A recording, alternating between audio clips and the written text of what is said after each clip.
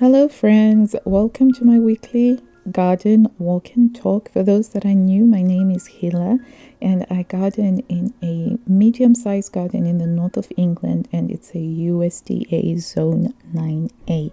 The soil is predominantly clay, and it does need to have a lot of work done in order to improve drainage. Most of the vegetables, we grow them in the raised bed section that my husband built up. And we're starting off in the vegetable section because that is where just incredible things have been happening. Because over the last couple of days, we have had a lot of hot weather. And combined with how wet it has been earlier in the season, the plants are just suddenly having growth spurts in order to catch up with all of the growth they should have done by now. We are in August, so a lot of the things are ready for harvesting, and I'm harvesting some sweet peas there, just double checking that my daughter hadn't left any stragglers around that needed to be picked. We are leaving for a camping holiday and we're going to be away for a week. So for the peas, we're trying to make sure that we pick everything, even the smallest of the peas themselves, and the flowers as well. The French beans are doing really well. These are dwarf French beans, by the way, not the climbers, and I think that these are really good croppers. I'll be picking these tomorrow morning before we actually leave for our camping trip, and I'm going to take the beans that I pick from here to use for one of our first meals whilst we are away camping. So I'm very happy with how the French beans are doing. This bed, I planted these fast growing plants seeds in order to use up where the garlic had been. I basically need to thin out the carrots, but it looks like that's going to wait until I get back from our camping trip. The kale and the purple sprouting broccoli are just ginormous. Once we get back, we need to increase the size of the poles so that they've got more space to grow taller, so to speak. But we still do need to protect them from the butterflies and the birds. Some of the marigolds and the sunflowers that I moved over to this bed are just doing really well, and I do love seeing those pops of bright orange in and amongst the vibrant green of the little gem lettuce. Something else that has been cropping really well is the courgettes. This particular type is called Ambassador, and I don't need to say more. Literally every night we are picking some courgettes, and it's just been courgette season through and through. Across from the courgettes, we have here a struggling butternut squash plant, which it's not doing very well. It hasn't flowered, and if it hasn't flowered by now and we're already past the summer solstice, it's very unlikely to do anything. So I'm just leaving it in there to see how it goes, but I'm not at all optimistic. Meanwhile, the runner beans have just been running all over the sunflower plants, and they have these beautiful scarlet red flowers now from where the runner bean pods are going to fruit. So that is going to be a lot of fun. My Zephyrin Druhin rose is on its fourth flush of flowers now, and it's been very impressive. So they start off as this really hot candy pink, and then they fade to a very lovely light pink. And those of you that have been watching these from the beginning, you'll know the drama that I've had with the roses. Basically, I wasn't looking after them well, and then when I realized I have to mulch them and feed them constantly, they've been doing quite good. The green gauges are coming along. We have more luck with the green gauges because they don't turn color, and therefore the birds, we're not in competition with the birds. My gigantic nasturtium plant has now taken over the path. Normally we'd walk down that path, but as you can see, it's been covered, and I can't bring myself to cut it down. It's just so fabulously verdant. And I also have this lovely pink shrub bush rose, which I don't know what the name of it is because it came with the house and I've moved it around, but it's beautiful.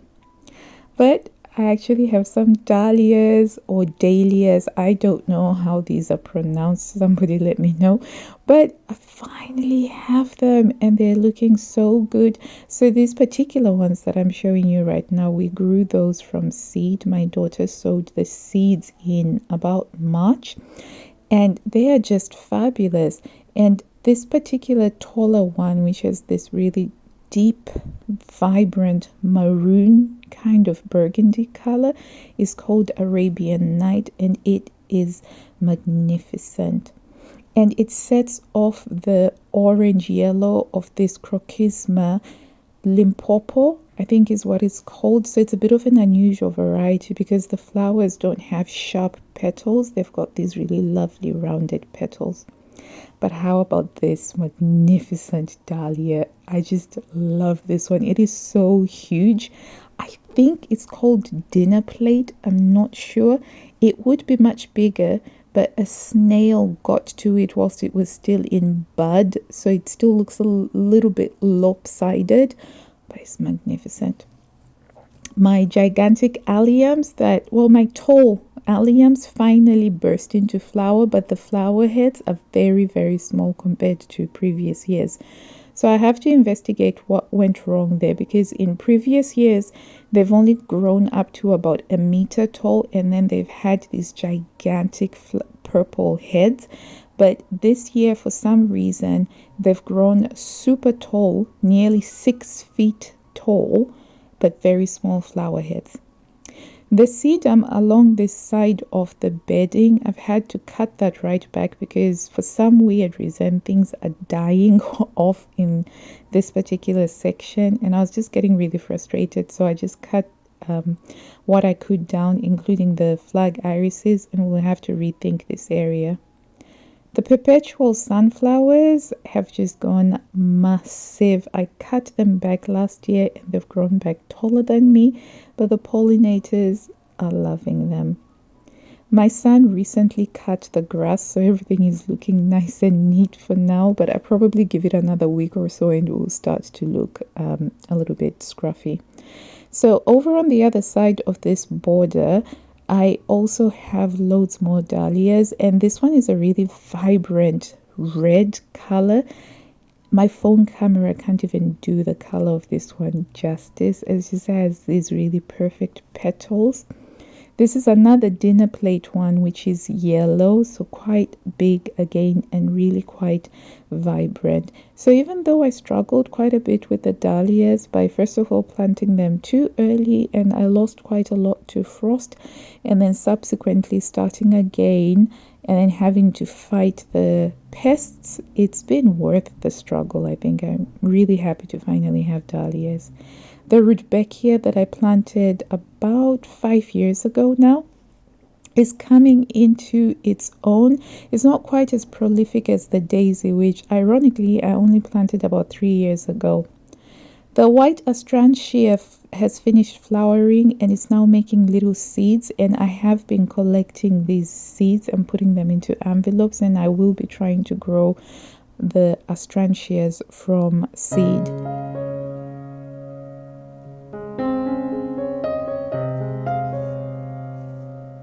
These are the asters that we grew from seed, so I'm optimistic we'll be having some blooms by next week. Currently, this is my favorite section of the garden. It is the west-facing wall, and that's where I decided to put the Ferdinand Pichard rose, which is doing fabulously. There's loads of buds coming through and it flowers and it has a really beautiful scent. But it's the Japanese anemone, and they look so magical because the stems are so delicate. So when the flowers open, they look almost as if they're just floating about in the air. And during the hottest part of the day, there's loads and loads of pollinators on them. It's just really beautiful. And then to the left, this hydrangea with its really beautiful blue tones has just been such a pleasure for me to see, especially since in previous years it hasn't been flowering quite as well. So this is currently my favorite section. I just sort of love walking past this. Japanese anemones, they don't have that much of a strong scent, but they do have a very delicate one. And over on the other side, across from the Japanese anemone, you also have the fuchsia. And then I have this beautiful red rose, which is so gorgeous to look at, but it has no scent at all. So I do need to look for a bright carmine red rose that has a scent. That's one of my plans for the garden. Definitely, I want the roses to have lovely, beautiful scents.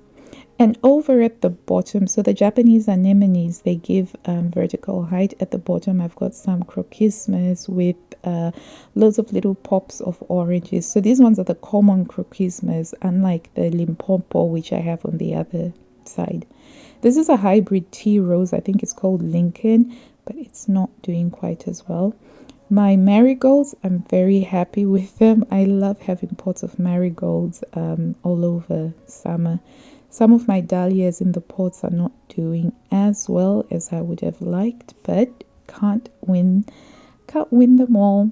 So some of my marigolds have already started to form seeds, of which I will be collecting the seeds and then just sowing them again. So I do like collecting seeds, particularly if I've been happy with the performance of a particular flower. It is a cheap and cost-effective way of having loads of flowers, just collecting the seeds and then growing them again. The potatoes are pretty much ready for harvesting, so we'll be coming at you very soon with a video harvesting the potatoes, with keeping our fingers crossed that it is going to be a good harvest. My son, who was the one that really wanted to grow the potatoes, is very excited, and also his chili plants are doing very well. We moved these into pots because they were not doing very well in the grow bags, and those are the red peppers, which again don't seem to be doing as well. In contrast, however, the tomatoes are going brilliantly, as is this yellow zucchini plant, which I just blanked there. What do we call it here in England? It's not zucchini, courgette. That's it. The courgette plant's doing really well. But I'm also loving this particular echinacea plant, which has this really beautiful pink color. I bought this from York Gate Garden, which is a garden that you can go visit around here in the north of England. And I'd seen them in the actual garden itself, and I really liked their color because they're cool tone, but I still haven't decided where I'll be planting them yet. The sweet peas are going incredibly, and every day we are cutting them and having some lovely sweet peas in the house. My daughters love cutting them, and so they are doing really, really well. At some point I will stop cutting them and allow them to go to seed so that I can collect the seed. My second favorite section of the garden is the one there that I just zoomed in with the color of the dahlias. But my favorite, especially when I'm standing on the grass, is this section where I can see the Japanese anemone over there alongst the green of the ferns, as well as the hydrangeas. And we've been picking a lot of blueberries. I didn't get a chance to go around to the blueberries, but that's something else that has been going on in the garden. Thank you so much for visiting with us, and until I see you next time, I wish you blue skies, health and happiness. Bye.